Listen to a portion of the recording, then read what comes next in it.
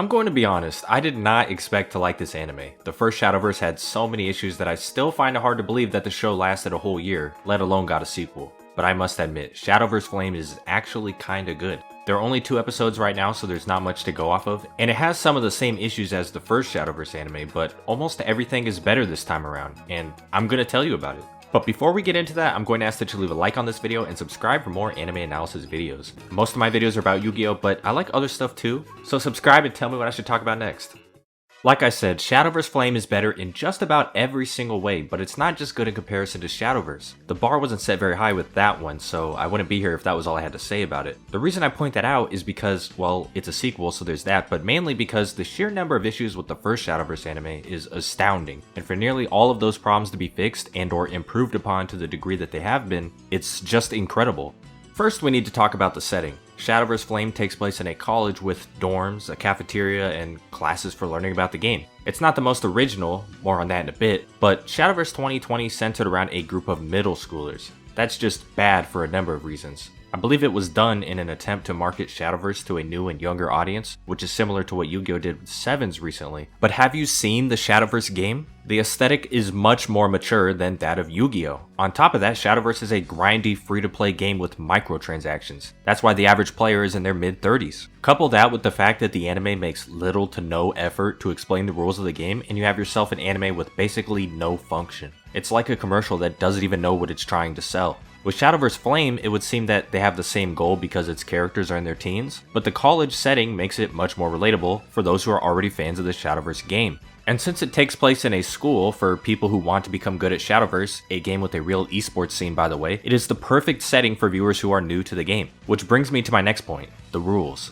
Thus far, they've been explained at a very good pace. In Shadowverse 2020, they didn't explain it at all, but it's good even when I compare it with Build Divide, a card game anime which I praised for doing a good job of explaining game rules. I have no idea how to play Build Divide now. It's not like they did a bad job and I'm changing my mind, it's just that the bulk of the explaining was done in one episode. And the protagonist of Build Divide never made any mistakes, so the rules were never brought up again. I understand that they wanted to get it out of the way very quickly because they wanted to move forward with the plot. And for a card game anime, the plot was very good, so I totally understand that. But I like the way that Shadowverse Flame manages to weave the game explaining into the plot. It's tied together very nicely. Like I said before, it's set in a college for people who want to learn how to play Shadowverse, and the main character's goal is to understand the Shadowverse game. His name is Light, by the way, Light Tenryu, and because Light is completely new to Shadowverse and Shadowverse College, it makes sense that he takes time to learn even the most basic rules. This also makes it believable when he makes mistakes early on in the show, especially when he has to learn from them with the assistance of older students who have more experience. It's like Yu-Gi-Oh! GX if Jaden started off as a terrible duelist and only became good after he entered Duel Academy.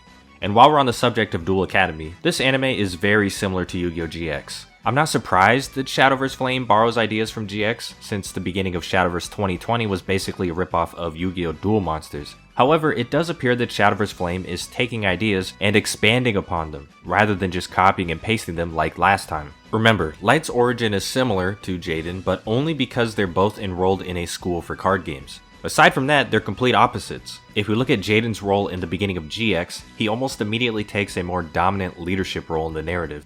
It starts with Jaden getting into Duel Academy by defeating an instructor while the instructor is using a real deck. Instructors are supposed to use weaker decks for the entrance exams, but this one wanted to punish Jaden for being late to the exams. Jaden's victory is witnessed by all the other students, and because he's already good enough to beat the instructor's real deck, he is able to inspire one of his peers, gain the respect of a higher ranked duelist, earn the envy of a different higher ranked duelist, and impress just about everyone, all in his first duel. Light, on the other hand, is going into Shadowverse College with basically zero knowledge of the game. When he joins the school, people only know who he is because word gets around that the founder of the school is the one who invited him, and Light acquires friendship through his efforts to learn Shadowverse, not the other way around like Jaden. He's pretty much a realistic version of Jaden. Another thing they introduced to the show that is totally inspired by GX is Digifriends. They're digital creatures that come from Shadowverse cards and function as pets. But again, they made it different because these Digifriends are visible to everyone. If I recall correctly, only Jaden could see Winged Karibo. Also, more importantly, Digifriends can evolve. Technically, Winged Karibo can evolve too, but not in the same way. The only big issue I have with Shadowverse Flame is Light's motivation for learning Shadowverse. It's kind of a big deal, but it's not a deal breaker. He bumps into a stranger outside his home and receives both a Shadowverse deck and an invitation to the school. The stranger tells Light that he is the chosen one, and if he wants to know his fate, he has to enroll in the Shadowverse college. It's all a bit cheesy. At least when he goes to the college, he finds out that the man who invited him was the founder of the college, so there's that. But I wish they gave us more than he's the chosen one. That's just lazy writing. Again, these are just my initial thoughts on Shadowverse Flame. Thanks for watching.